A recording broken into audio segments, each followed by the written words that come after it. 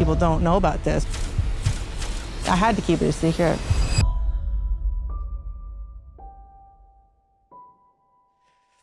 It's really, really difficult. Presenting Rowdy Ronda Ronda, you were voted the best female athlete of all time. What was it that made you the person that sits in front of me today? So when I was a kid, it was tough. My dad, he ended up taking his life when I was 8. And in school, I got picked on a lot. I actually dropped out when I was 16 and moved away from home to train full time. But a lot of the coaches thought that being abusive to the athletes is what gave them the best results. My first coach dislocated my jaw. People don't know about this, but I would get concussions all the time. And every time you get a concussion, it's easier to get another one. So by the time I got into MMA, I had to be able to finish the person off immediately. It was those experiences that made me the world champion. And you stacked up a bunch of records, including the fastest ever win, fastest submission, fastest title defense. But then that loss to Holly Holm. Yeah. My whole world turned upside down. I had to disappear for a while. And you decide to move on to the WWE. You don't have nice things to say about it. Vince McMahon just created a fundamentally sick environment, and I think he still is running the company to this day. Why? Before this episode starts, I have a small favor to ask from you. 2 months ago, 74% of people that watch this channel didn't subscribe. We're now down to 69%. My goal is 50%. So if you've ever liked any of the videos we've posted, if you like this channel, can you do me a quick favor and hit the subscribe button? It helps this channel more than you know, and the bigger the channel gets, as you've seen, the bigger the guests get. Thank you and enjoy this episode.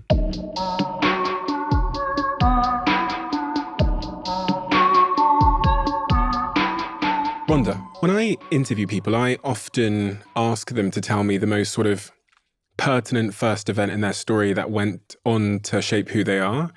And with you, from reading through your story, it's quite clear that the first potentially significant event happened as you were being born. Yeah, I was born with the umbilical cord around my neck, and I was like a 0 on the APGAR scale, which is like the health of a baby when they're born. I was blue, they thought I was dead. It took a while to revive me. And I had some damage from that, some neurological damage, which expressed itself as a motor speech disorder called apraxia, which is basically I would have words formed in my head and try to say it, but there was a kind of disconnect between my brain and my mouth, and it would come out differently than how I said it. So I ended up having to do many years of speech therapy to be able to get over it. And sometimes I struggle a little bit, but I've dealt with it well enough where people don't notice. But doing things like pro wrestling promos and stuff where everybody will scrutinize you for saying a single syllable or not pronouncing every single word perfectly. Like if I just stuttered like I did just now or mispronounced something like I did just now, in a wrestling promo, I would be hung over it. And so, there's little things like that that still express themselves to this day, but mostly it's not noticeable now. The umbilical cord was wrapped around your neck. Mm-hmm. The doctors gave you a 0 out of 10 in terms of your health when you were a baby. What age did you learn to speak properly? I didn't really speak in full intelligible sentences until I was around 5 or so. When they did brain scans, did they notice anything different in your brain at that point because of the umbilical cord incident? No one ever did a brain scan or anything like that. I got tested for deafness for a long time, autism. Apraxia didn't exist as a diagnosis until after I'd kind of really gotten over it. It was actually a fan mom and her daughter that brought me a pamphlet and was like, "We've heard your story. It's been so inspirational to us. We think what you had is this thing called apraxia." And I was like, "Oh my God, this actually fits everything that we experienced perfectly." And we ended up having a walk for apraxia here. I got to meet a bunch of different kids and stuff that were dealing with similar things. But yeah, it's kind of newer on in the field, people being aware of it. But I think that's what made me delve into sports so much because, with judo, especially, you like communicate physically with a person. You have to put your hands on another person. You have to talk and interact with that person. And so when I was having a hard time when we moved back to LA, like really socializing with other kids, sports, specifically judo, made it like it was like a conduit for me to be able to like connect with other kids and have something to talk about. What was home life like for you before the age of 10? I mean, I thought everything was perfect and awesome. My dad passed when I was 8, though, and I didn't know, but he had broken his back in a sledding accident when we'd first moved to North Dakota, and he had like a rare blood disorder where he couldn't heal from it. And so he had been receiving diagnoses basically saying he'd become like a paraplegic and then a quadriplegic and eventually die. And we didn't know that he was going through this or dealing with chronic pain or anything like that. So he ended up taking his life when I was 8. But he'd been going through that for years, but had kept it from us. And so then like my whole world turned upside down. And then my mom ended up remarrying a couple years later. And then when I was around 10, 11 is when we moved to right in the border of Santa Monica and Venice. Your father had a sledding accident. He's told that he's going to be a quadriplegic soon. Yes. At some point. He broke his back, and his disease called Bernard-Soulier syndrome makes it difficult to clot your blood. It's like a platelet, your platelets are malformed. And so he wasn't able to heal, basically. And they put a rod in his back to try and help it heal, but his spine was just crumbling away. So his spine was basically like falling apart. He died by suicide. Yeah, he said he didn't want our last memories of him to be laying in a bed with tubes running in and out of him. He was in a lot of pain all the time, but didn't like being, doped up on painkillers. So he just wanted to go out his own way. Did you have any idea that he was suffering at that time? None at all. Completely kept it from us. So 1 minute he's there and then the next minute he's not? Yeah. How did you find out that he had died by suicide? My mom told me, right after it happened. How does a mother explain that to an 8-year-old child?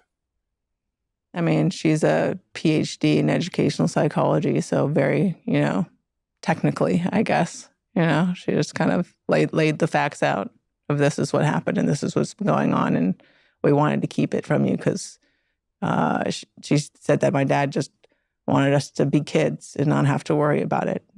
She told you the details of his suicide? Yeah. What impact does that have on you? I mean, in the long run, I felt like it just kind of gave me this feeling that even if I feel like everything's okay, that everything can come crashing down at any moment. And I guess I lost any feeling of security of even when everything's going great. I feel like the ball is about to drop, and that's something that I had to work through till this day. And I feel like mostly I can feel pretty secure with my life and where I'm at. But yeah, it plagued me for a long time. You were close to him? Yeah, I was big time daddy's girl. Yeah, but as part of the speech therapy was my sisters were talking for me. And so he had to work a little bit of a drive from the house. So he would be in Devil's Lake during the week and we'd come home to Minot on the weekends. And so the speech therapist said I should spend one-on-one time with a parent so that I'm forced to speak. So my sisters can't translate my gibberish for me. And so it'd be me and him during the week and we'd come home on the weekend. So it was like, my whole world. It's almost unimaginable for an 8-year-old to try and process that in reality. And because I think at 8 years old, you don't understand the concept of suicide or why a human could die by suicide. And at that age, what is the story you tell yourself? In the book, you talk about how you would tell yourself that he's just gone away on business and that he's going to return at some point.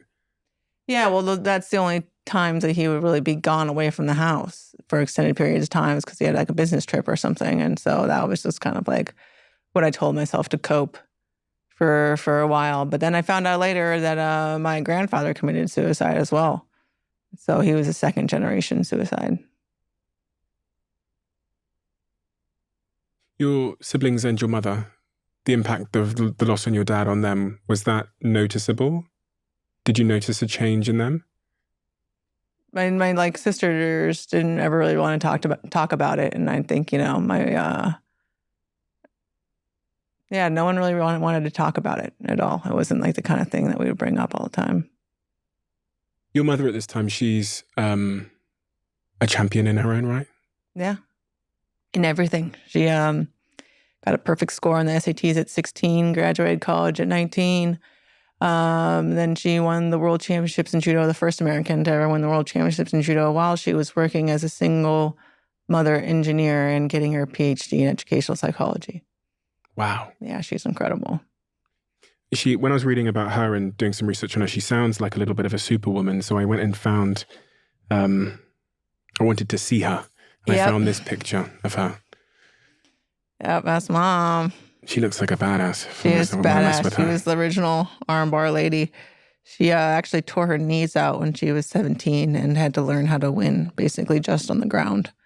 So she was the one that would always win by armbar. Oh, really? Yeah, and she just kind of like taught me how she did it. And, I added to it and learned things as well. But it's become like kind of a family heirloom is the armbar. Yeah.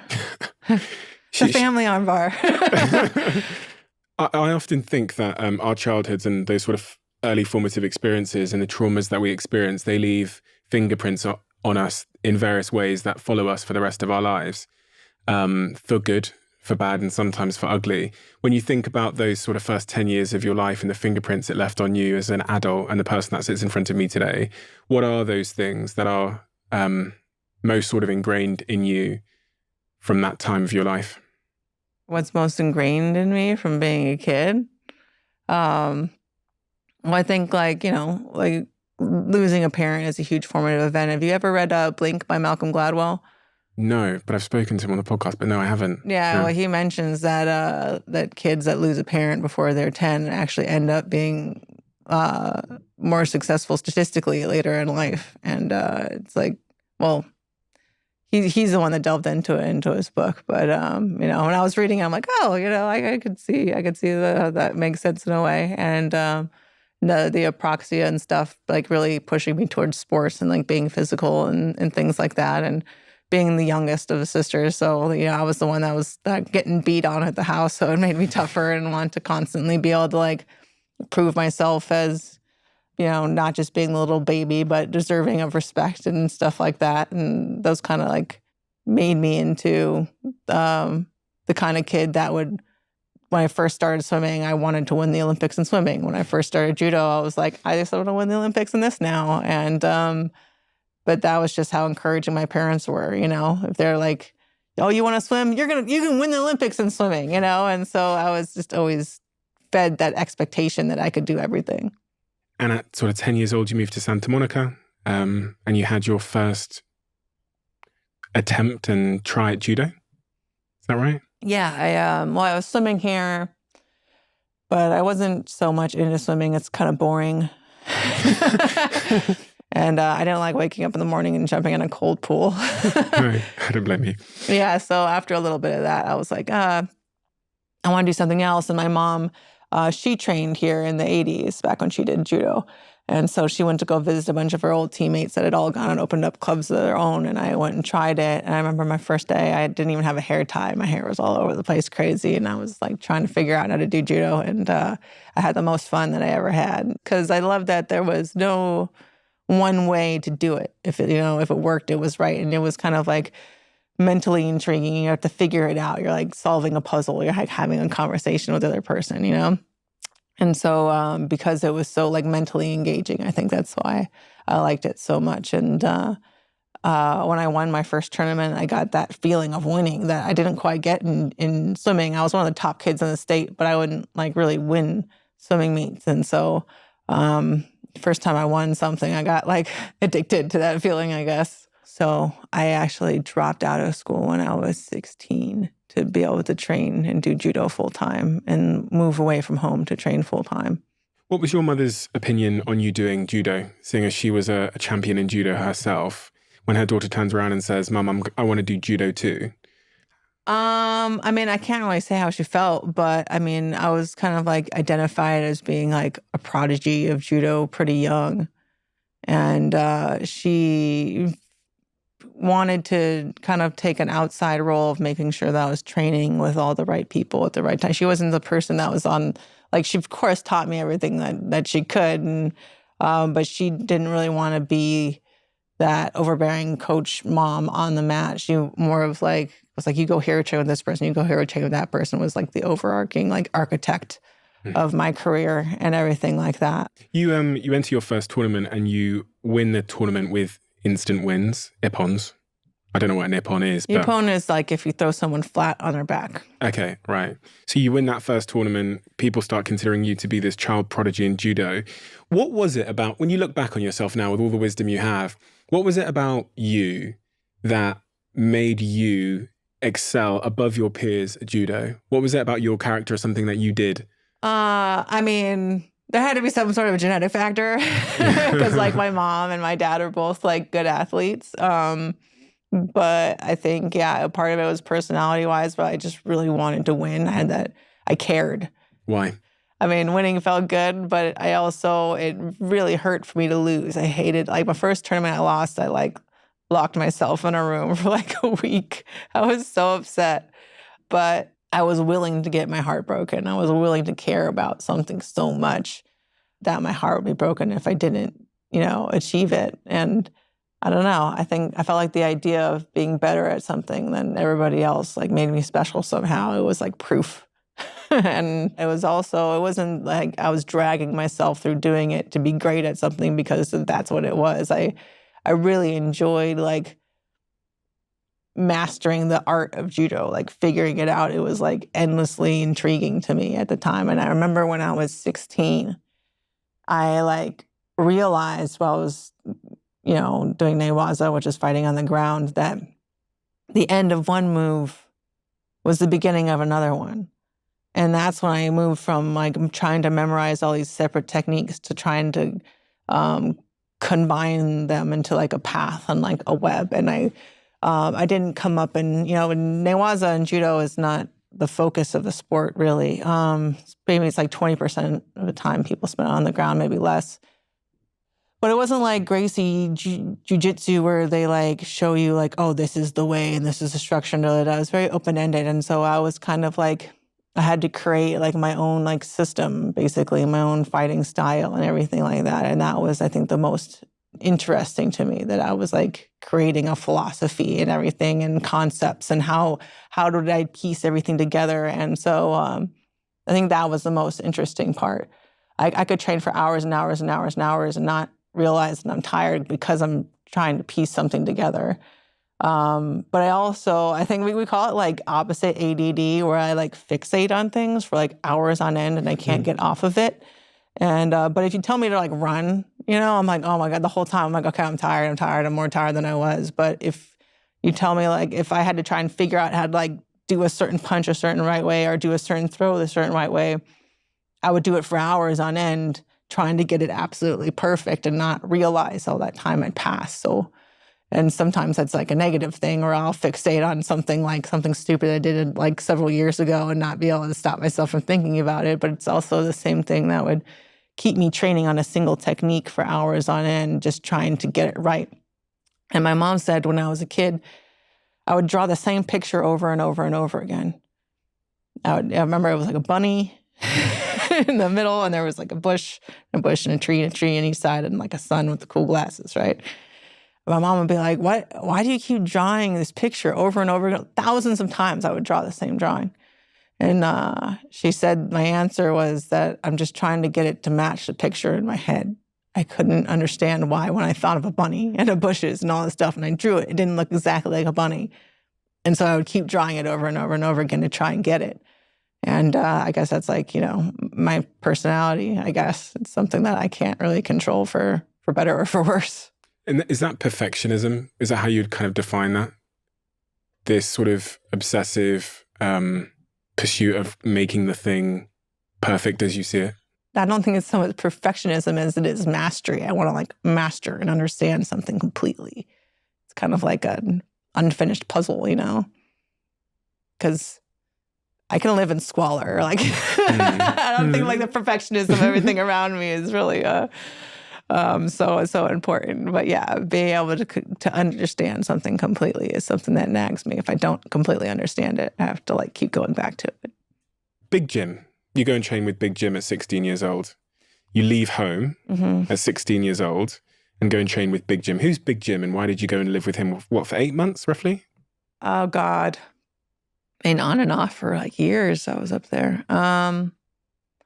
Well, Big Jim was one of the best coaches in the country, and he trained his son, Little Jimmy, who had just won the 1999 World Championships in Judo.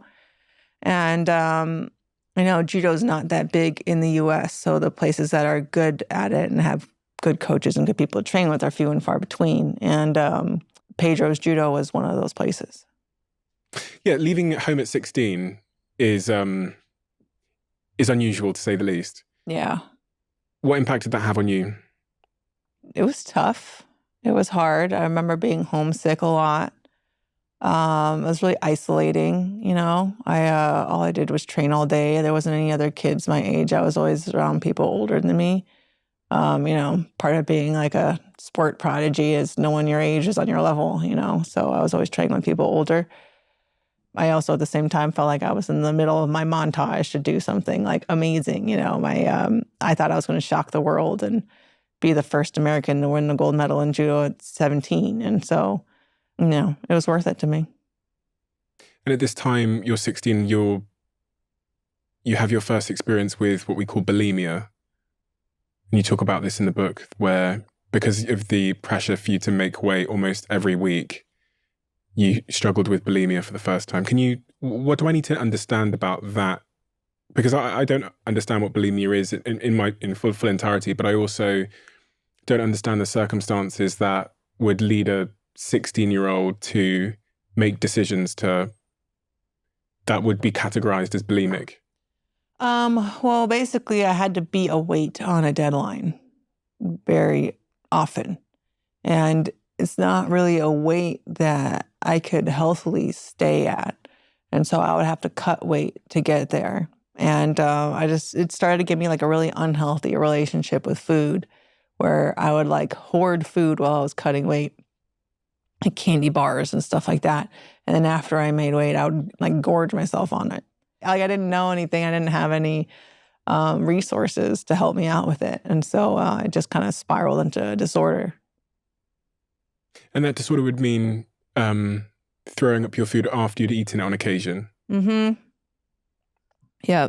I remember the first time I did it was I had like a childhood coach or something took me out one day, and he like basically like forced me to have a chocolate shake. And he was like, no, you got to have a chocolate shake. Come on, it's fine. You train all the time. You need to relax. You have a chocolate shake. And I felt like so guilty about the chocolate shake that I had to be like make weight or something like that weekend or something. There's no way I would be able to make it. And so like I made myself throw up the chocolate shake, and it was actually like it was cold. It didn't hurt. It was that bad, you know. And I was like, oh well, that wasn't even that terrible. And so I thought it was like a one-time thing, but the next time I like ate too much and I felt like really guilty about it, it just became like, you know, the panic button of if I ate too much and I had a deadline coming up where I had to be a certain weight, I felt like it was the only thing I could do. And I was a little girl that was growing, you know. I like grew 4 inches and like doubled my weight in a short period of time. And so I just couldn't stay at a lower weight. So, but you have all this outside pressure to be able to maintain the same weight, even though as an athlete you're growing and putting on muscle and even getting taller. So it was kind of like fighting nature. I read in your book that they called you Miss Man.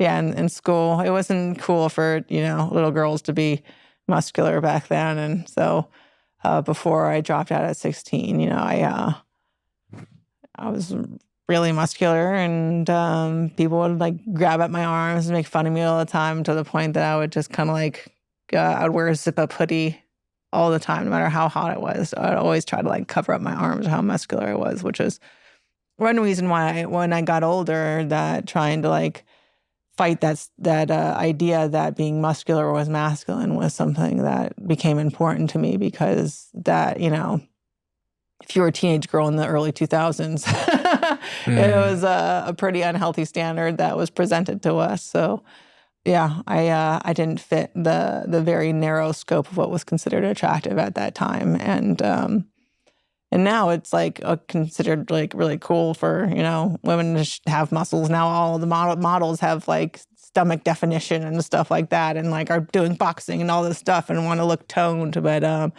that wasn't the case back then. That wasn't the case back then. That was something that I got teased for a lot. By 18, you leave home and you go off to, you leave home, as you say, because you felt like you wanted to have some control over your life.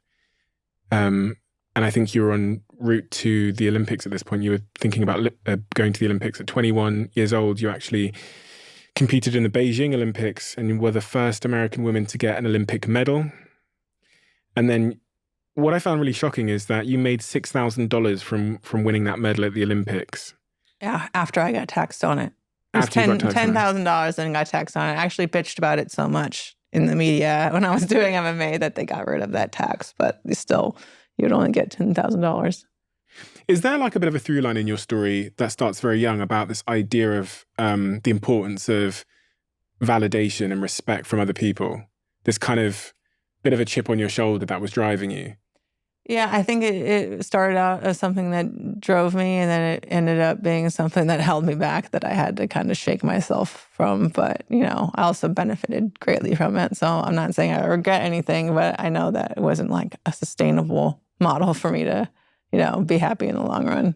Because I spoke to Tim Grover, who trained LeBron and Kobe, and he said the same thing to me. He said, you know, when he's talking about Kobe and all those years training him to be a champion, that our dark side and our light side are interconnected. When he's talking about our dark side, he's basically saying like the trauma, the difficult things about us, the things that we'd probably keep in the shadow if we could, they end up creating the greatness that we see on our screens. And it's like, you can't separate out the two. You can't just have this person and not this person, unfortunately. But like he makes the case to me that we all have a dark side. And unfortunately, as I say, it's responsible for our light side. And I see that throughout your story, this sort of journey to understanding that part of you. And as you say in your book, like liberating yourself from it, which is really interesting, because I feel like I've been through this, I've been trying to do the same thing in my life. I've been trying to take back the control of some of it, because as you said there, it can lead you to the top of the mountain, and then it can sometimes bring you down the other side, or it can make you miserable at the top of the mountain. I think I had to get to the top of several mountains to realize that like the mountain climbing, it wasn't really going to be what made me happy. And I had this idea that if I collected or hoarded achievements, that someday they would all add up to happiness, that I would be able to like, I did this thing, so now I could be happy forever. Like my idea was, if I'm like the first American to win the Olympics in Judo, then I will be happy for the rest of my life. And it's not, it didn't really work like that. Like I could, achieve these great things and they would make me happy for a time, but your life goes on past that. And so I kind of had to figure out, after hoarding all these bucket list experiences, that that I would actually end up just forgetting at times. Like someone had to remind me the other day, remember when you flew with the Thunderbirds? I'm like, oh yeah. and then they didn't equate to the actual happiness. And I had to, I thought that if I like could make my past into something, that I'd done all these great things, that it would dictate my future. But I had to kind of figure out that like making myself happy with every day that I'm winning, that I'm living individually, is what I needed to do. And there's no amount of accomplishments that you can like add to, you know, your trophy shelf that are going to equate to being happy forever in the future. It just is impossible. And it sounds like you were living with a bit of a secret throughout your sort of early MMA career, and the fact that you had what appeared to be a bit of a concussion-based brain injury of sorts, because in your book you talk about how you realized that in sparring, if someone hit you pretty hard in the head, you'd end up seeing stars. Yeah, I mean, people didn't really know about CTE back when I was doing judo, and I would get concussions all the time and just be told that, hey, my head hurts, I have photo vision. I would say like stuff like that, and they'd be like, just stop being a pussy and like keep training. And so I would get, dozens of concussions and never be allowed to stop. And I would have to keep training through them. And the symptoms would persist for weeks, to the point that I was experiencing concussion symptoms more often than I wasn't for a 10-year judo career. I mean, that's the kind of thing that leads to CTE. All these football players that we're dealing with were having concussions repeatedly and not being allowed to rest. And so by the time I got into MMA, this is the kind of injury that accumulates over time. You don't, it doesn't go away. Every time you get a concussion, it's easier to get another one. And so by the time I got into MMA, it was really easy for me to get concussion symptoms. And I'd rested for a couple years, so at first it wasn't so bad, but it just got worse and worse and worse with time. Even if I'm winning a fight and, 14 seconds and the other person doesn't touch me, there's 50 rounds of sparring that went into that training camp. And you're wearing a headgear and gloves, which are meant to protect you cosmetically, but these gloves are 14 ounces and you're wearing this headgear, so your brain is, suspended in fluid. The larger the thing is, if it's 14 ounces, it's easier actually to give you a concussion when you're sparring. And it's the kind of thing that I just didn't want to say anything about. I didn't want to address it myself or any kind of weakness in myself. And I just kept telling myself that I just have to be perfect and not allow these people to touch me. I have to create this fighting style that's so efficient that I don't take any damage. And it got to a point where I fought Sarah McMahon and she barely tapped me. And I obviously had a concussion afterward. I couldn't bear to look at the lights. I had to have everyone turn the lights off. And I was looking for a way out, because I know I couldn't sustain that forever. But yeah, it got to the point where if I got tapped at all, with instead of the point, Stephanie McMahon slapped me and gave me a concussion, and a woman then that has never been a fighter in her life and even, is past her slapping prime. If she can slap me across the face and give me a concussion, I shouldn't be fighting anymore. Did you keep this a secret? I had to keep it a secret from everybody. My coaches, Dana, even myself, I just didn't want to face up to it. I just thought that I could keep it going forever. And so that, I think was the most frustrating thing to me, that in my first loss, I got tapped in the beginning and I'd fallen down the stairs a week or so, maybe a week or so before that, knocked myself out falling down the stairs at my house, and then didn't say anything and went into the fight anyway. Had a horrible weight cut, had the wrong mouth guard, which didn't have the protection on the back of the bottom teeth. So the first time she taps me, my teeth get knocked loose and I'm out on my feet. When I say out on my feet, it means that I have no depth perception, basically. And I'm at a very limited capacity of what my brain can, the information that it could give me. And so I knew that if she knew that I was hurt, I wouldn't be able to defend myself. And so I had to keep coming forward without knowing how far away she was and not being fully, hold of my facilities, just to keep the fight going, hoping that I would recover, but I just couldn't. And so I think that's one of the things that really dug at me for so long, that so many people were saying oh, Ronda's game plan was bad or whatever this. And they didn't know that I wasn't present. I was just trying to survive. I couldn't see how far away she was. It wasn't that was my game plan or anything like that. I was completely disabled. And when I tried to fight again and I was okay, I would give myself a break and I'll make sure the mouth guard's perfect. This time I'm not going to knock myself out right before the fight and all those things. And the same thing, I just got tapped and I was out, you know, even if I was out on my feet, I was out. So I just didn't have the hardware to continue fighting. And a lot of people would say like, oh, you're a fucking quitter, you're this or that. And it's really difficult because I'd never had been more skilled as a fighter. I'd never been better in my life. But I just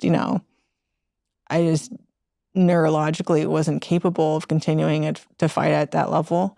And I couldn't say anything about it then because I wanted to go and do pro wrestling. And they already have their own controversy that they had to deal with wrestlers having, you know, CTE and all kinds of damage from concussions. And so it's such a volatile subject that I couldn't say anything about it. And I couldn't say anything about it leading into my last fight because then I'd be basically telling the other person that, you know, that putting a target on my head literally. So I just had to stay silent about it for years and let people make their own assumptions about me. And, you know, it was tough because like, in some ways, like I've never been better as a fighter. I've never had a better grasp of everything than I ever had. I'd never been faster, stronger, everything else. But, you know, you only have so many hits that you can take. And unfortunately, I took the vast majority of them as a kid doing judo.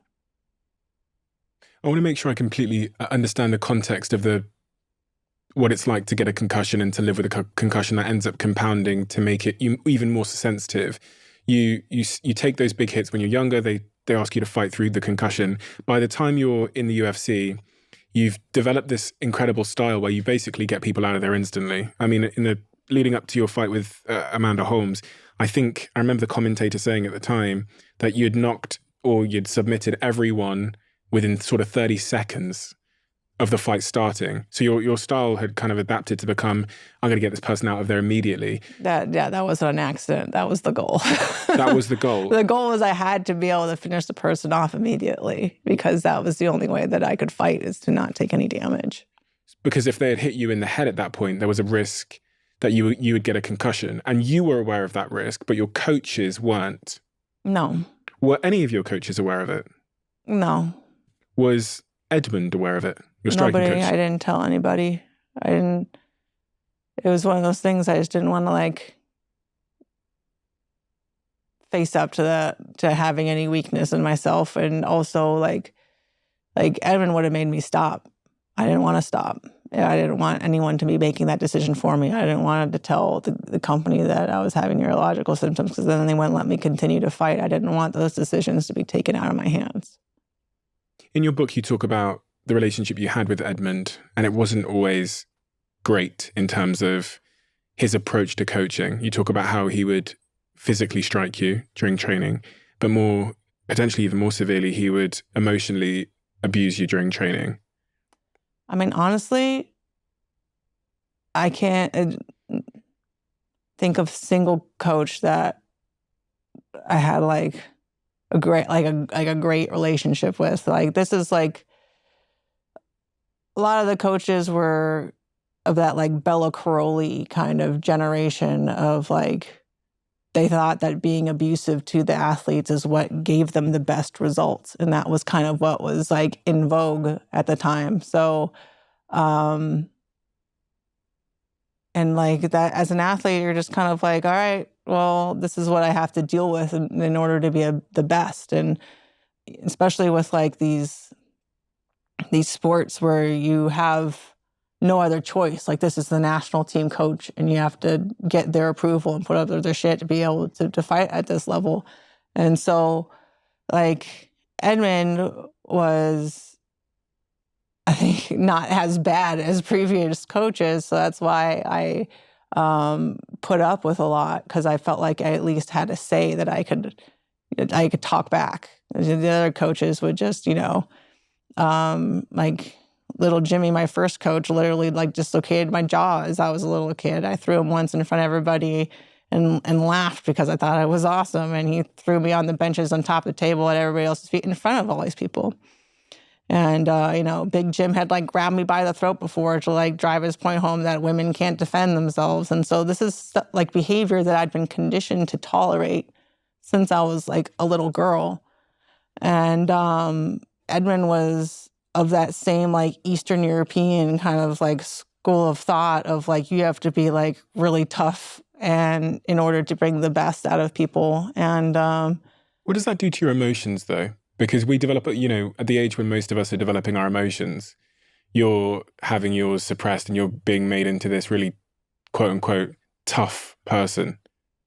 I think it kind of taught me from a young age to just like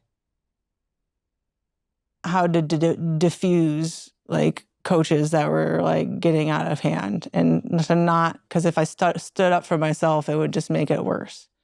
And so it just kind of like taught me to like, okay, I got to like get this person in a good mood all the time, or I have to like butter them up, or I have to like strategically find my way to like out of being berated or something like that. And so I think it's not so much one individual that's a huge problem. I think like the whole system is the problem, and that it really reinforces these like these power imbalances that are inevitably taken advantage of, that all these coaches have free reign of their little fiefdoms.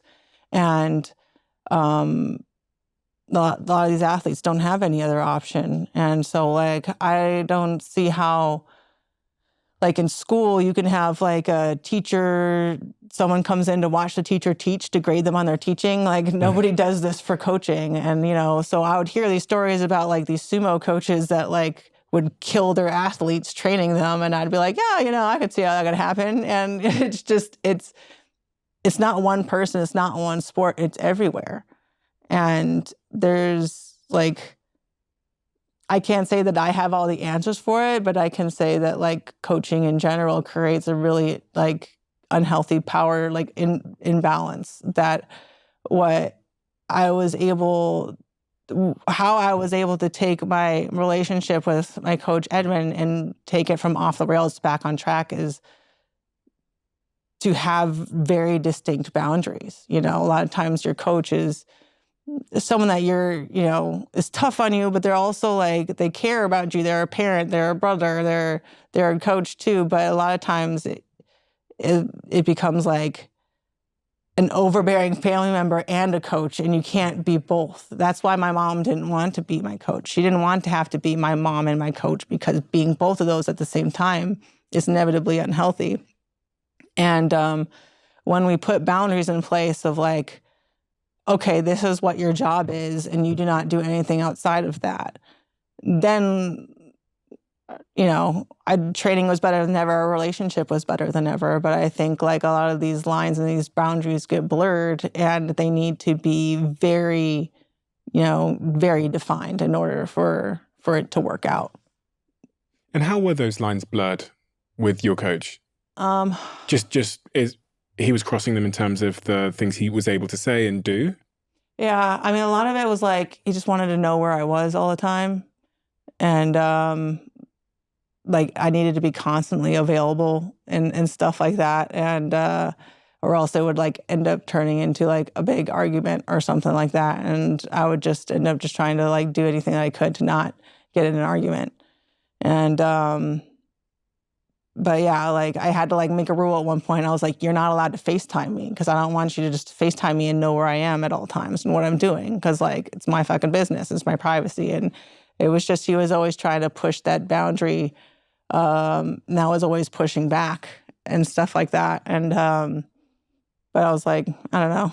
A lot of times I'm like, I just want to train. Like I would be just trying to like placate him, because if I like just stop talking to him in an argument, then it would end up leaking into training the next day. And so it just became like really like taxing of like my energy in general. But like, I mean, I can't really think of a single like coach relationship that I had that was like perfect, but it worked, you know? That's the one problem that I'd always had like debating. I'm like, well, it's working. I'm getting better. And so you would just put up with it, because there was no perfect option out there. You said at the very start that you were very, very close to your father. And then when your father passed, these other men that almost take on what someone could liken to a fatherly role are all coaches. Yeah. Yeah. No, I mean, they were all like what was it in Kill Bill that he was talking about? That Bill lost his father early, so he collected father figures. Yeah, I collected them. None of them were as good as the original. But yeah, I think that constant need for, validation from a father figure was something that I was constantly like pursuing. But that philosophy of coaching of, you see like the Russian figure skaters, the gymnasts that never smile because they've been like beaten into iron. But that was basically the philosophy of all the coaches that I had. They would see someone like Bella Caroli and be like, oh my God, like he was their idol. And so they're all trying to like emulate that. Beating the emotion out of you. This is something that I've always wondered about you, because you've always had a steely exterior, Really? No, you have, especially in the fight in the UFC days. I watched some of your clips to remind myself of your fighting days before this, and that you came in with that face, that face, and just in interviews around that time and so on. And this is why I asked the question about emotion and how, because you got into this at such a young age, and you're dealing with these men who call you, you're lacking discipline if you miss weight and all of these kinds of things. You go through the loss of your father, the unprocessed grief. I'm wondering what happens to Ronda Rousey's relationship with her own emotions. I mean, I was always really emotional, actually, as a fighter. I would cry on the mat all the time. I cried on the mat like every practice for years straight, and I would get yelled at for crying. You get yelled at for crying? I yelled at for crying, so I'd cry, and then I would cry because I was crying, and I would cry because I was being yelled at for crying. And I just, but it wouldn't be because something hurt. It would be because, something, I was frustrated by something I got thrown, or I couldn't make something work that I was trying to make work, and I would cry out of frustration. And my mom said I had a tournament where it was full double elimination, so I ended up winning the tournament, but I lost a match earlier in the day. And every single match, I would come out crying, bow in, throw the other girl on her ass, beat her, bow out crying, come into the next match still crying, beat the shit out of the other girl, bow out crying, the whole day crying until I beat everybody, beat the same girl that beat me twice in order to win, on top of the podium, number one, crying still because I lost that first match earlier in the day. And so, yeah, I was always very emotional. Wow. I was extremely emotional as a fighter and in training and everything like that. And that was something I was constantly trying to like battle, was like, if you get thrown in a tournament, don't start crying, because that was just something that would happen to me all the time. And it's so funny if people think that I'm like, this emotionless robot, whatever I fight. It took a long time to be able to get there, to stop like crying in the middle of a match. Wow. Yeah. Dana says he's never going to allow women into the UFC to fight, but then Dana changes his mind, and he changes his mind because of you. Effectively. So in September 2012, I remember it very fondly. I remember where I was when I watched the first woman fight in the UFC. Dana says that he's signing the first ever woman fighter in the UFC, a lady called Ronda Rousey, despite saying a year earlier that he wouldn't, but he called you a game changer. And so you did end up changing the game, and you became UFC champion between 2012 and 2015. You won 15 fights back to back, most of them finished within seconds. And you stacked up a bunch of records, including the fastest ever win, fastest submission, fastest title defense turnaround. And you were voted the best female athlete of all time in a 2015 ESPN fan poll. And Fox Sports called you one of the defining athletes of the 21st century. Part of that sort of 15 fights back to back was, when I think about that period, is the amount of times you were fighting was really unusual. You're fighting, I think there were sometimes you're fighting 3 times in 9 months, which is kind of unheard of for anyone in the UFC. I mean, there's fighters today that seem to just fight once a year. Why were you doing that? Why were you fighting so frequently? I was fighting that frequently because that's how often Dana called. And I told him that, if you sign me, I will be there to fight whenever you need me. And I never said no. And so anytime that I got an offer, or anytime one of the guys got hurt or fell out, I was always the one that would fill in. And, if there was I always fought on February's and August's and November's, like the worst times of the years to fight, because that's when they needed somebody to come in and pick up the numbers. So I wasn't somebody like holding out to only fight on the 4th of July card or New Year's card, which are the best, the highest viewed of the year. I would do whatever was best for the company, because that's what I promised, the role that I would fulfill. That was like the deal that I made when I came in. And, nobody else has to do that. But I felt like I owed it to Dana. I promised him I would be there anytime that he needed me, and I was. If you could go back and give yourself advice on that day when you signed your UFC contract now, if you could time travel back to that Ronda and give her a little bit of advice, whisper in her ear, what would you say? I wouldn't change anything. You wouldn't change anything? Time travel's not possible. And I led myself to where I am now, and I'm happy with where I'm at. So I wouldn't fuck with it. When you got the news that you were going to be signing for the UFC as the first ever woman to fight in the UFC, how did that feel? Validating. Really? Yeah, and I was just really excited. I just felt like I was in on a secret that the whole world didn't know. And they were just starting to find out. And throughout that period, while you're the UFC champion, you take up acting and you feature in a couple of films like The Fast and Furious, The Expendables, etc. Was that something that you always had planned, or is that something that just arose as an opportunity? The movie stuff just kind of arose as an opportunity. But, once it became a possibility, I was like, of course I could be the next Bruce Lee, of course I could do great at this. And I felt like I was a good performer and, great physical performer as well. And I could combine the two in a way that nobody else could. So I went after it with the same kind of confidence I went after everything. On the 14th of November 2015, you had UFC 193, where you were lined up to fight Holly Holmes in Melbourne, Australia. I remember where I was when that fight happened. I didn't miss many UFC fights, and I still don't miss many, but it was a really sort of a huge turning point for a number of reasons. You were indestructible, basically. That's how the whole UFC community and I think the fan base saw you. But in that moment, as you said earlier on, there was an initial contact, and I watched the clip again earlier on. There's an initial contact. I think it was with Holly Holm's elbow, if I remember correctly. And then you talked about having this sort of issue with depth perception because of that initial contact, and that's actually what I see in that clip. I see from that first sort of strike that there is an issue with kind of understanding where Holly is, and that fight ends in a head kick. From that moment when you leave the octagon, how does your life and perception of everything change? Because it's interesting, the way that you were built up to that. You were, I was going to say, the top of the mountain. You're up in the clouds at that point. Like it was framed to everyone that you were fundamentally indestructible.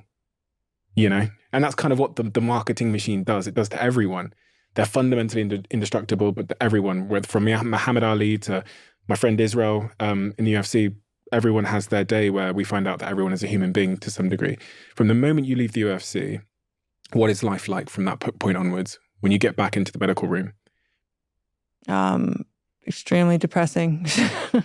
That was my whole identity. It was being champion and undefeated, and it's just soul crushing.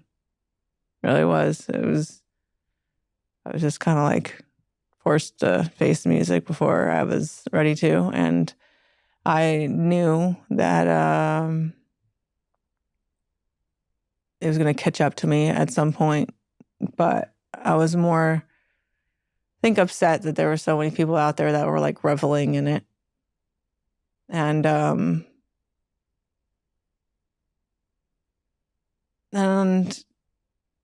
don't know, it just felt so unjust in a way, because I just felt like it was just, there's so much of it just wasn't my fault, I just couldn't, my brain just couldn't take what I asked of it anymore. And my body took as much as it could until it literally broke. And I gave everybody everything that I had. And that wasn't enough for them. They hated me for not having more. So, it was tough. It was, I saw a whole bunch of people that I thought were friends just, turn on me. And it was really eye-opening in a way, though, to who true friends are and what true happiness is, and that outward validation wasn't it. And so I think maybe he might have saved me in a way from going down the path of trying to chase that high of everybody's, approval forever. But so I guess it was liberating in a way in the long run. If I was a fly on the wall that night when you left that octagon, what would I have seen? A lot of crying. You know, I had to get my lip sewed up, the muscle underneath, and then the skin. I remember I was so out of it that I like bit off a chunk of my lip and spit it out like it was like a piece of chapped, like, like a chapped lip. Like that's how out of it I was. I was biting and chewing, like spitting out chunks of like the flesh in my lip. And people judging me for the decisions I was making while in that state, I think is what bothered me the most. It wasn't so much that I lost, it was just that people thought that I didn't know how to fight. And, if I was at my full capacity, I don't think anyone could ever beat me, but I just, I was spent. I was running on fumes for so long that I didn't have any fumes left. And the moment that I ran out of fumes was, broadcast live to billions of people everywhere who all had their own assumptions about it, and none of them are right. And I felt like I couldn't speak up or say anything. And honestly, like whoever I tried to talk to, they didn't care about helping me communicate what I was trying to communicate. They just cared about getting as many clicks as possible. So I couldn't trust anyone to speak through. So I feel like this book was the only way that I could really communicate everything that I had been holding on to for years. Because, it was really tough, but I literally fought until I couldn't fight anymore. And maybe that's not enough for a lot of people, but I feel like I created the most efficient fighting style that ever created, that's ever existed. And I had to realize that only people that are truly great can recognize greatness. I wanted to be so great that even an idiot couldn't deny it. But then I realized after going into pro wrestling that retiring undefeated and taking the equity that I had with me wouldn't have been what was best for the sport, even though I know that I'm better than all these girls and by a fucking long shot, and I always will be. Taking my equity away from me so that everybody knows that would actually tarnish my legacy. It wouldn't make everybody take the women after me seriously. And so it had to happen for the betterment of the sport. But, sometimes it still stings a little bit that it's, I'm not recognized as the greatest ever when I know I am. But my mom said all the time, really quick, this picture here, that she didn't care if everybody knew she was the best in the world. She only cared if she knew.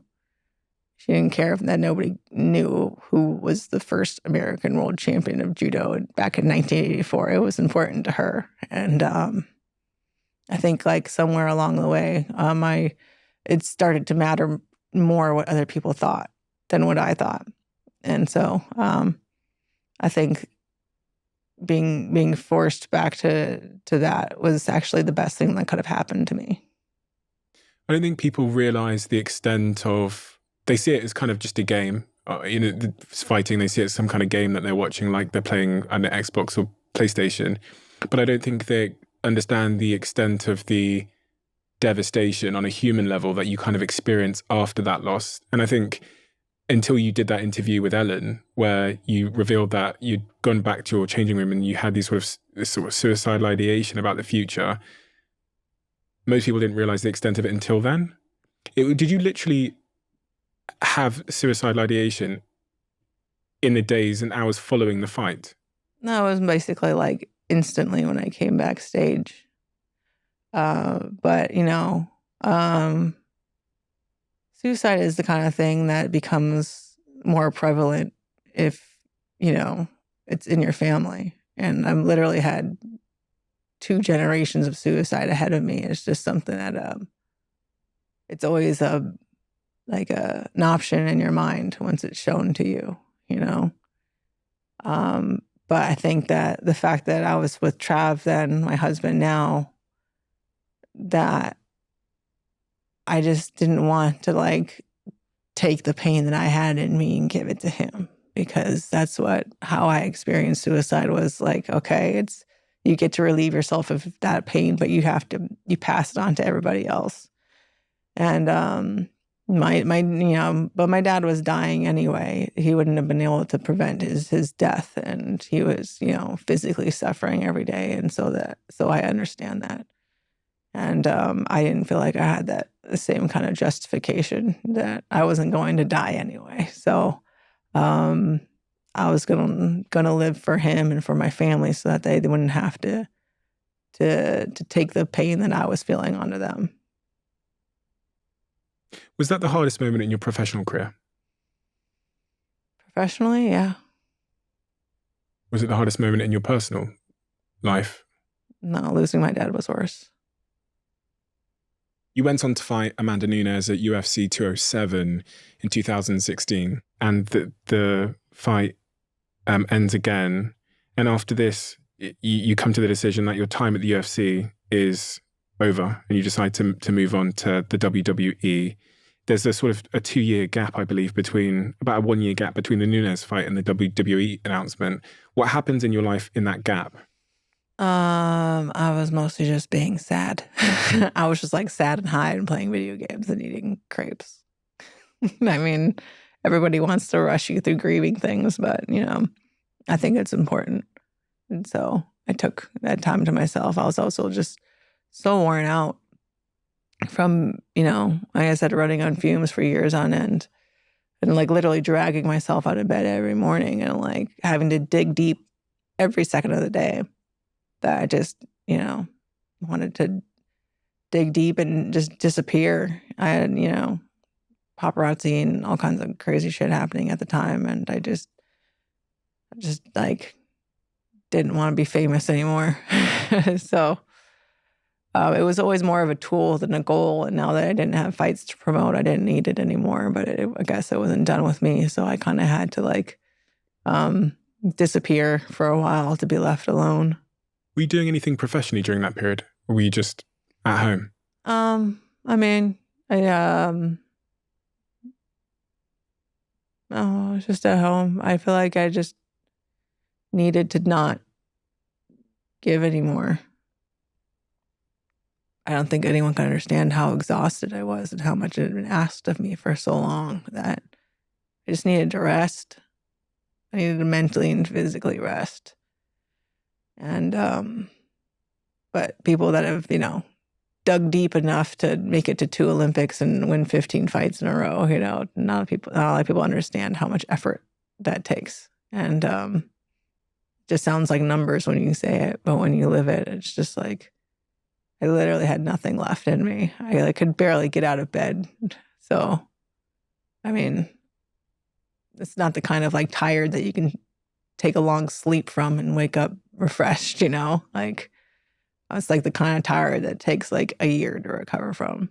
Is that depression in your mind? I guess so. You could call it depression. But I didn't see anyone get diagnosed. Your husband was there throughout that period with you? Yeah, he was there the whole time. He was the one supplying the crepes. Yeah, he was amazing. He really was, helped drag me out of my own hole. And I'm very much like, like a golem cave creature in general. Like I just will like not leave my little den. But he's like very much a social butterfly, and he would make sure that like, okay, you need to go out and interact with human beings. And I'm like, no, which, has always kind of been how I was. I always struggled socially and stuff like that.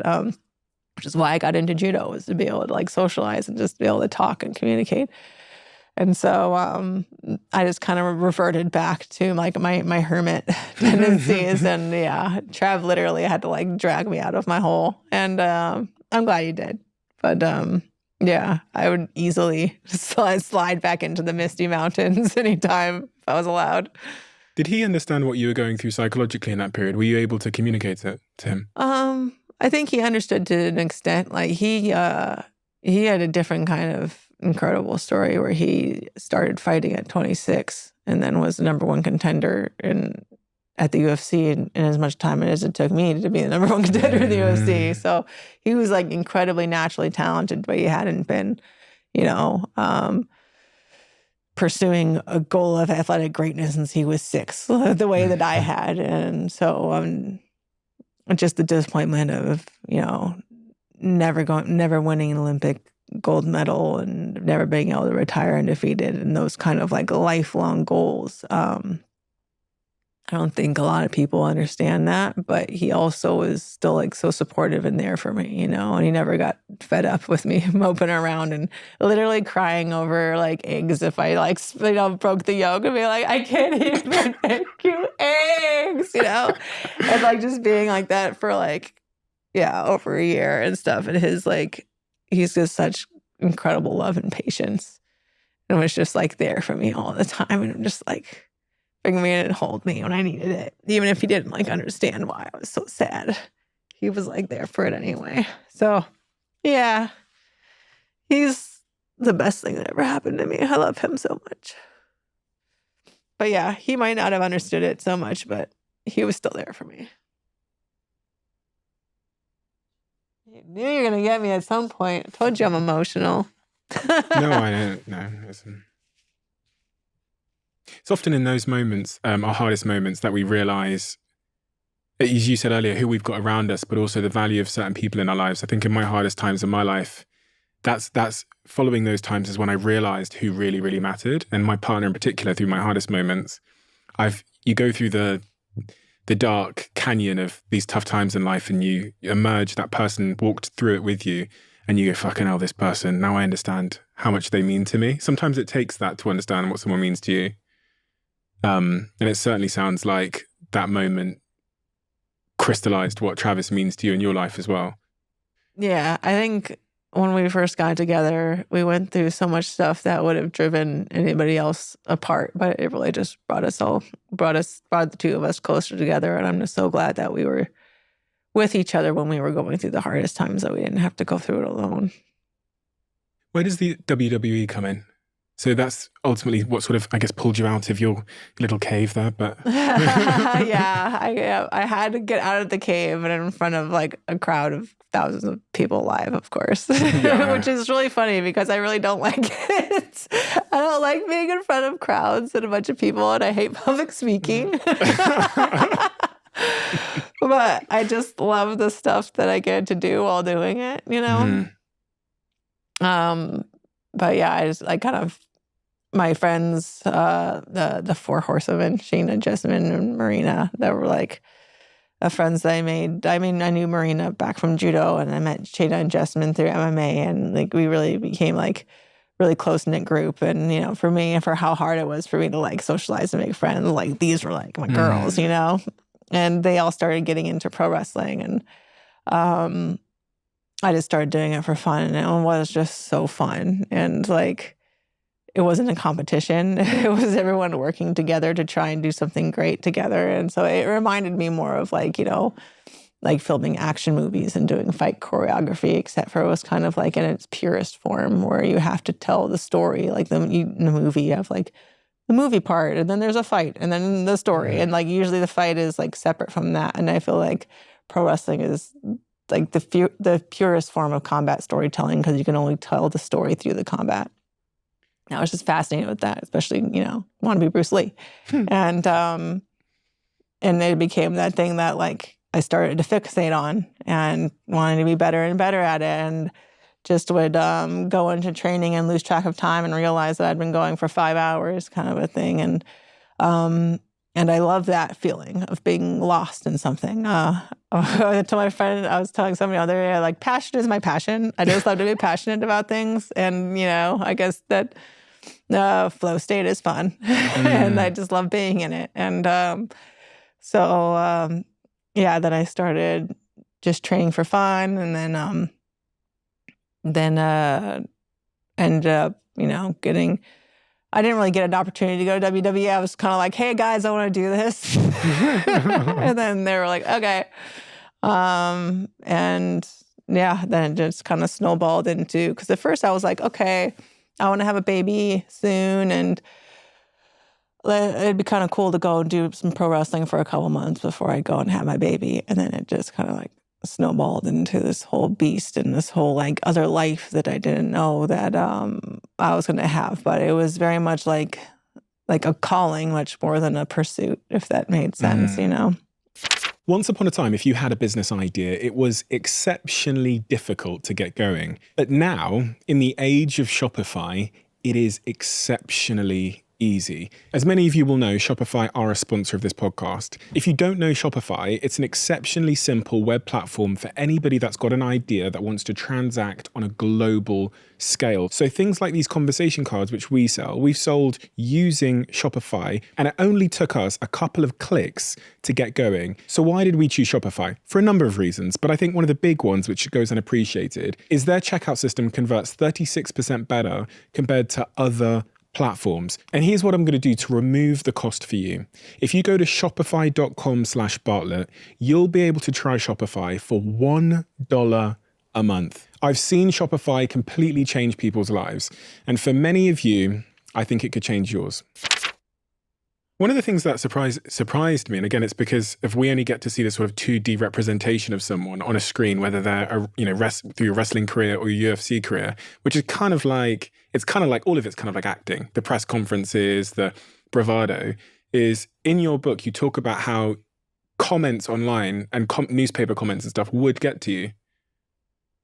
I mean, it starts off like that. But yeah, at first, when everything's going great, it was like I would look at my comments like the morning newspaper. I'd wake up in the morning and look at my comments. I would look at my tag photos. And it's so unhealthy.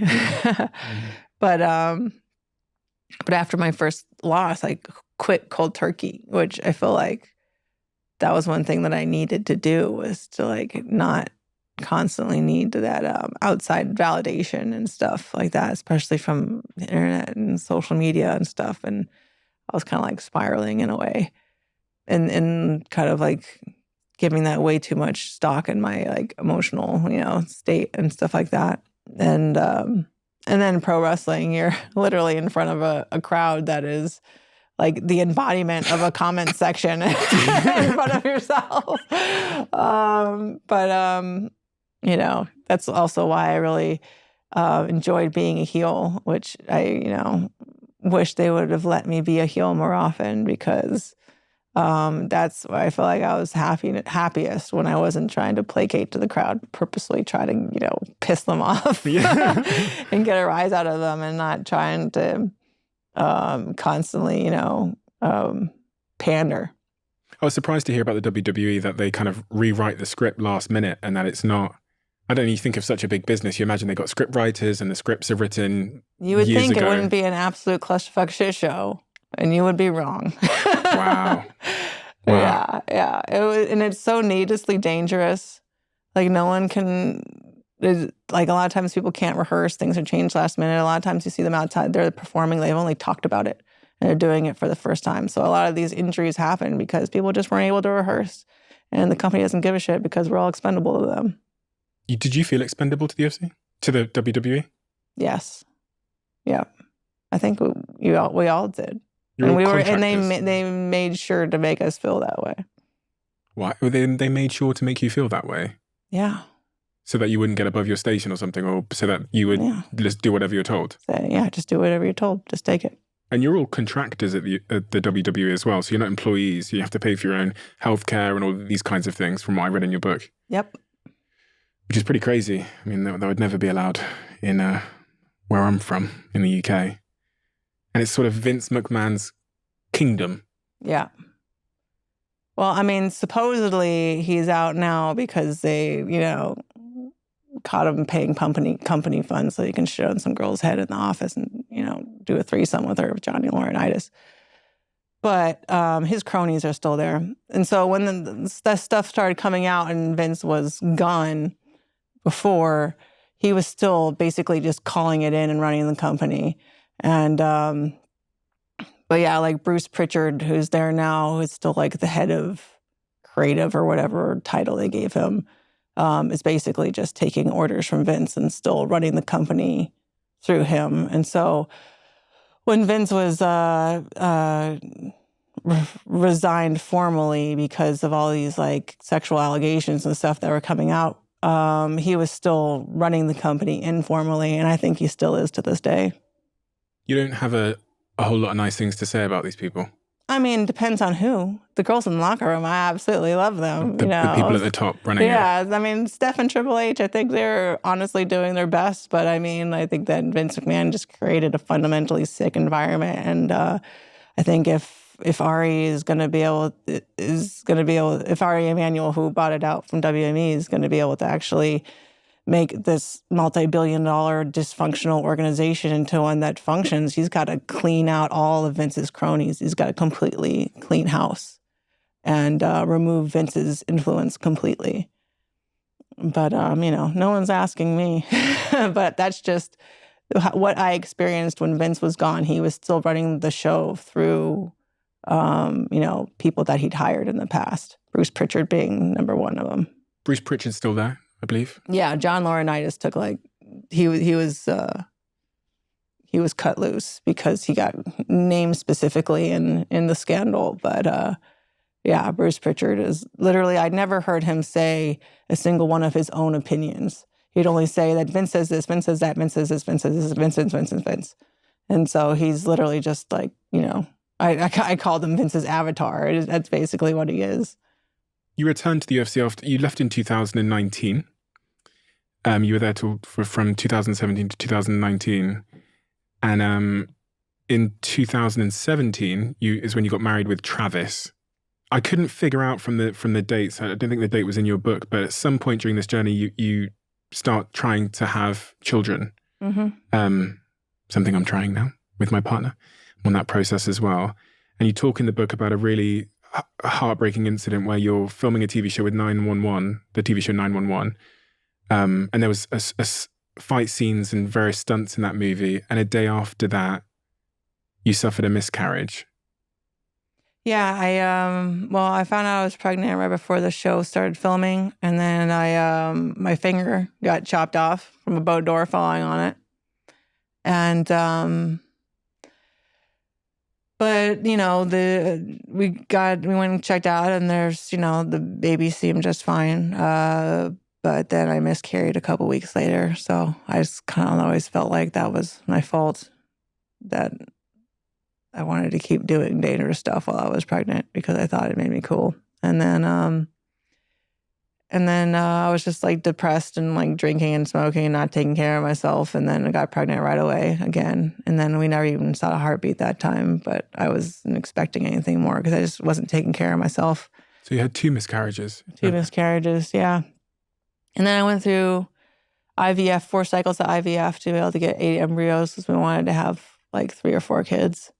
And the first one that we used actually worked. That's Laakea, my daughter now. But yeah, we're in the process of doing it right now, and I just got news yesterday that our first cycle didn't work.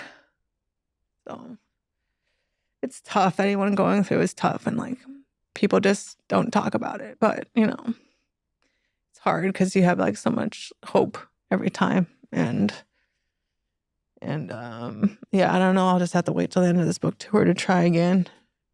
But I was really hoping to be pregnant today. But, it's the kind of thing that like nobody talks about. So many women think they're going through it alone. But it's really, really common. But it's really hard when things don't work out. So many women and couples are going through this. And as you say, it's not something we talk about because the mixture of feelings surrounding it are complex, to say the least. Yeah. I think, no one wants to burden anybody else with what they're going through, but a lot of times you're not burdening other people. You're, I don't know if it's like camaraderie, but you're offering something to other people that are going through the same thing. And a lot of times it's like a woman, you can feel like it's, your fault, but, your peak productive years are your peak athletic years. So I decided to use those on my career. And, you know, thankfully I was able to get a bunch of embryos when I was young. And hopefully, you know, we'll be able to still have a couple more kids. But, you know, I got my Poe and I got my boys. So, you know, I got a lot more than a lot of people that have been through it. But, you know. So you've got 3 kids in total. 2 of them are from Travis's previous relationship with his previous partner, where you're now the stepmother, and you've had a daughter of your own. Yeah. People don't understand because there are people that have gone through this and they understand, although because no one's talking about it, they've not had their feelings echoed by someone publicly before. And then there's this other group of people that have never been through this sort of IVF journey of success, failure, success, failure, etc. For those people that have never experienced it, what is that like? What is the complexity of the emotions that you experience and thoughts? It's just a grind. It's a grind, and it's really hard on you mentally and physically, your body. And this last cycle, I wasn't allowed to work out or anything for weeks on end. And so it's like my first time around when I had to do 4 cycles in a row, and then the transfer cycle, I mean, I was just not recognizable physically, and just mentally so worn out. You're on all these kind of hormones, and you're going through this emotional roller coaster and stuff, and you can't really talk about it, you know. And yeah, sometimes I would, have just people that are psychotic trolls that try and follow me around online and berate me about these kind of things, about at the time I not having a kid when I was trying and stuff like that. And that's, I guess, the what you have to live with being a public figure. And you're not supposed to say anything about it, because how dare you not be grateful for your good fortune. But man, it sucks when you're going through it and you feel the world is also still looking over your shoulder, and you're not living up to, your own expectations. I don't know. If there's I don't know if there's a feminine word for emasculating, but is, effeminating. It feels like if you can't naturally have a baby, I mean, my doctor was like, if you stop smoking and drinking, you could have a baby, smoke a bunch of weed and drinking, you can naturally have a baby. But because we wanted to have so many, he was like, you should get all your embryos now, so when you're older, you can take your time and do it. And so it's just yeah, it's tough, because as a woman, you have to choose, am I going to go for a career during my peak years, or am I going to go for kids? And so, luckily, science makes it so you can have both, but it doesn't make it easy. This has been very front of mind for me because I'm trying now. And I've actually sat here yesterday with 2 fertility doctors, 2 different fertility doctors, because I really wanted to understand the whole process and understand, because, I think people typically think that fertility is a female thing, but the fertility doctors told me quite clearly that when they go through the IVF rounds, it's 50-50 typically as to why sort of a baby isn't conceived. It's 50% of the time it's the man, 50% of the time it's the woman. And so I'm really grateful that you share that, because lots of people are struggling, and increasingly the IVF clinics, I think off the top of my head, have grown 90% in popularity over the last couple of years. And because we're having our careers are being extended further, and a variety of other things, but sperm counts are dropping, testosterone levels are dropping, it's only going to get more common. Yeah, and one thing I will say that's great about it is, because I did go through 2 pregnancies that, my doctor told me it was probably because it wasn't because you chopped your finger off. It wasn't because if you were drinking or smoking. It was because they were genetically not conducive to life. And so the great thing with IVF is you get these embryos and you can have them tested first, and then you don't have to make a decision at 20 weeks along of oh, your baby has this kind of, disorder, malformality, and you have to make that decision. And so that they're healthy going into it. But then when you put all that effort into it and you finally do it and then it doesn't work out, I mean, that's crushing in itself too, So it's tough. I mean, science is amazing, but it is a really difficult process to go through. Where does your happiness come from these days? You've had a real sort of a pivot in terms of where you look for happiness over the last couple of years? Yeah, I mean, my happiness is every day with my family. That's what it is, and I'm so lucky that I get to be like, you know, retired in my mid-30s and be able to spend like all my time with my husband and my kids, and like to be there for them, and to be able to not have to like worry about so much, and get to just focus on them. And yeah, I don't know, just day to day. I say like I'm retired, but like I still do stuff. But I don't do stuff with the intention of like I have to pay the bills with this. And so, yeah, I mean, I'm not like only my husband, only a wife and mom. Like I started writing as just a way to like kind of help me from, not fixating on like myself or picking at myself, and got into like screenwriting, and which is just like a really great way for if I'm having like just, like a destructive thought process or something like that I can like turn my mind towards something creative and actually like make something out of all of that, mental energy that I'm just turning inward and like hurting myself with. And so, so then came out with this book, and I'm working on my fourth script right now, and my first one's being made into a comic book, and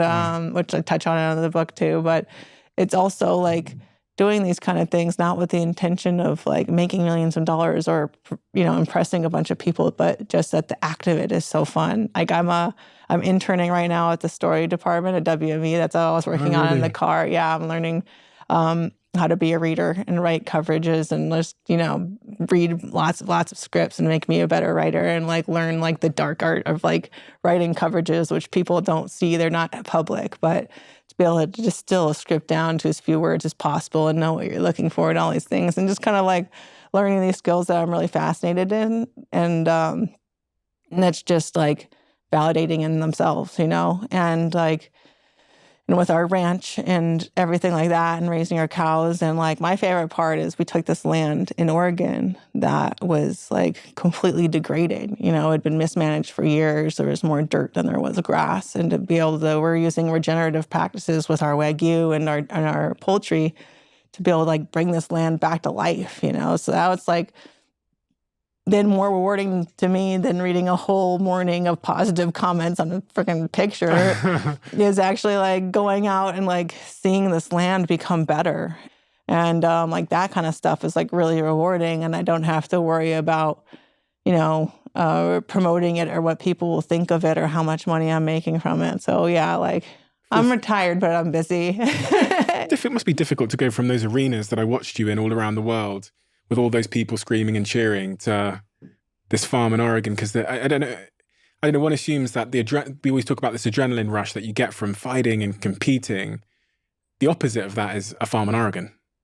I guess so, but I mean, I love my favorite crowds to like wrestle in front of are like small crowds. I love being like in a small, non-televised crowd. That's my favorite. And like fight. I could fight in a closet. I could fight in an arena. It's not making it better to me. Okay. I just want to win the fight. Like the fight itself is what I care about. That's what gave me the joy. I was completely blocking them out. I mean, they're welcome to be there, but they're like, It's not. Yeah. But they're not part of my actual experience of the fight itself. I mean, winning and everyone being like, wow, I mean, that's an incredible feeling. That's great. But that's not why I got into it. I didn't get into like, judo isn't like a big sport that there's going to be crowds of people cheering for you for. Anyone that's crazy enough to want to win an Olympic gold medal in anything, it's not because they want to be famous or they want a whole bunch of people to know or cheer for them. It's because they want to be the best at something. And I just love that process of going from knowing nothing about something to mastering it. I love the process of mastery. You used the word earlier on, self-destructive thoughts. Am I right in thinking that your self-destructive thoughts, which appear to still be with you today, are the reason, in part, why you were so great when it came to the UFC and fighting? Yeah, I guess like, enter that flow state, I guess, of being like so lost in doing something that you can't think of anything else. Everything else disappears. Like that was always my favorite place to be, you know. In swimming, I didn't have that. Your mind is left to wander while you're swimming. Or in judo, you know, there's nothing happening except for what's happening in front of you. In fighting, there's nothing going on except for what's going on in front of you. And in pro wrestling, there's nothing going on except for the reality you created in this match that you're in. And I love being completely lost in the task of doing something the best that you can. Like, that's something that's addicting, and I guess something that I still do now, you know, trying to do like through writing and everything like that. But I don't know. I just I guess it's just where my happy place is. But, you know. Do you still have those self-destructive thoughts today? Oh yeah. I mean, all the time. But I mean, it's just kind of like something you like wake up and be like, oh my God, I remember that thing that you said several years ago. That was so stupid. I remember that thing you tweeted, you stupid bitch. Like, you know, like just things that like come up that you can't do anything about it. But just, you know, ruminate. And sometimes it's like, you know, try not to think of a blue duck kind of a thing. Yeah. And a lot of times it's like that. It's sometimes I'll be in the middle of something great and I'll just be like, don't think of something bad. And then because of that, it'll like pop up in my head. And yeah, I don't know. Did you go to therapy at any point in your career? I mean, I've tried, but my mom's a psychologist. So, you know, anyone that I went to talk to, I was just kind of like, you're not as smart as my mom. Yeah, but I've attempted, but I've never found anyone that I really like clicked with. But I've given it a couple of shots, but I mean, maybe it's not for everybody. I don't think it's for me. The other picture that I found when I was doing my research is this beautiful picture here. And the question I have for you is about the lessons you learned from this man. Oh, I'm going to keep this. You can keep both of them. Lessons I learned. You know, I wish I remembered more. We don't even have video or anything, you know, very few pictures. But I don't know, it's just more of like examples that he gave me of how to actually like be a man and how to be a great husband. Like, my mom and dad were so in love with each other. I remember they would like make out over our breakfast and we'd be like, oh. Yeah, I know. But he was like so in love with my mom and she was so in love with him. And I think that's why I was smart enough to wait until Trav to get married, because I knew what I was looking for. And so he showed me what a loving husband and father is. And, you know, he's the one that when my mom was so worried about, you know, me being late developmentally and all of these things, my mom said he was the one that was always like, you know, Ronnie's a sleeper. She's going to show everybody. And so he was always the one that like believed that I was going to be like exceptional and put that belief in my mind that I am exceptional and I'm going to do incredible things. And so, yeah. So I never forgot it, I guess. I think he was right.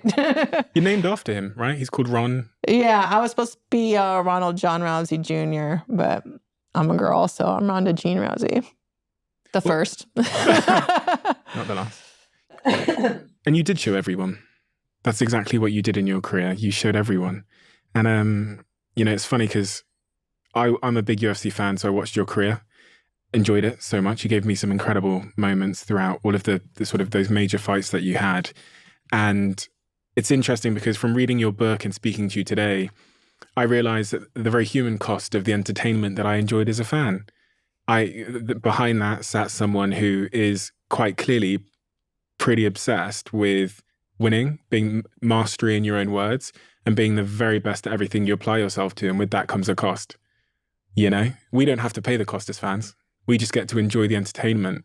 And so it's very easy, I think, without the full picture being illuminated, to not pay tribute to someone who gave us so much as fans, but behind the scenes had to struggle in really profound ways from the age of 6 years old for that joy that you brought to all of our lives. So on behalf of fans that do understand the full picture, I personally want to say thank you so much for that, because you know, I used to stay up till at 3-4 a.m. in the morning in the UK to watch you fight, because you were like nothing I'd ever seen. You know, you defined the division. You You basically created the concept of women fighting in the UFC, and you did it in a way and with a style that I'd never seen before, and frankly haven't really seen since. So thank you for that. I know it's difficult. I can tell from when you talk about those moments how difficult it still is, but that's what I would expect from someone who is one of the real goats of the sport.